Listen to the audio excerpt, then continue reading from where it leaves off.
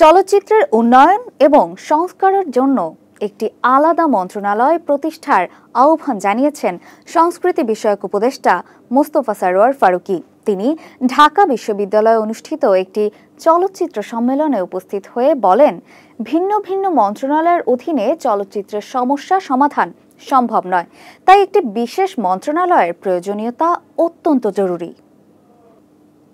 চলচ্চিত্রের ভবিষ্যৎ নিয়ে চিন্তিত ফারুকী আলোচনায় অংশ নিয়ে চলচ্চিত্রের আলাদা কর্মপরিকল্পনা তৈরি এবং আন্দোলনের মাধ্যমে সরকারের কাছে দাবি জানানোরও আহ্বান জানান তিনি।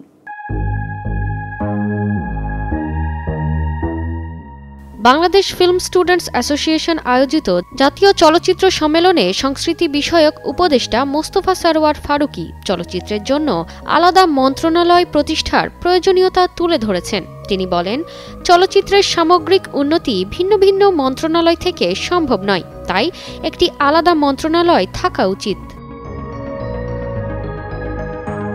ঢাকা বিশ্ববিদ্যালয়ের নবাব নওয়াব আলী চৌধুরী সিনেট ভবনে অনুষ্ঠিত সম্মেলনে তিনি আরও জানান, চলচ্চিত্র সংস্কারের জন্য স্টেক হোল্ডারদের একটি কর্মপরিকল্পনা তৈরি করা দরকার, যা একটি কর্মশালার মাধ্যমে বাস্তবায়ন করা হবে।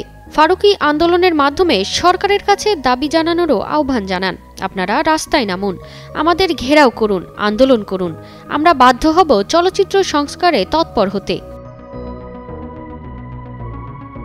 তিনি বলেন, যদিও আমি এখন সরকারি দায়িত্বে আছি, তবে সিনেমার জন্য কাজ করতে গিয়ে অনেক বাধার সম্মুখীন হয়েছি, যার মধ্যে অন্যতম রাজনৈতিক অস্থিরতা। এছাড়া ফারুকী উল্লেখ করেন, চলচ্চিত্রের সঙ্গে সংশ্লিষ্ট প্রায় 250 জন ব্যক্তি একত্রিত হয়ে প্রস্তাবনা তৈরি করেছিলেন, তবে সেগুলোর বাস্তবায়নে অনেক সমস্যা থেকে গেছে।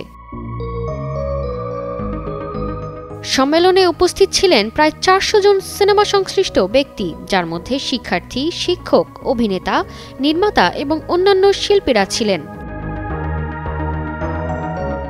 তবে সম্মেলনের প্রধান অতিথি তথ্য উপদেষ্টা মোহাম্মদ নাহিদ ইসলাম এবং বিশেষ অতিথি মাহফুজ আলম অনুষ্ঠানে উপস্থিত না থাকায় অনেকেই অসন্তোষ প্রকাশ করেন। তারতিবা ফারুহী, কালের কণ্ঠ।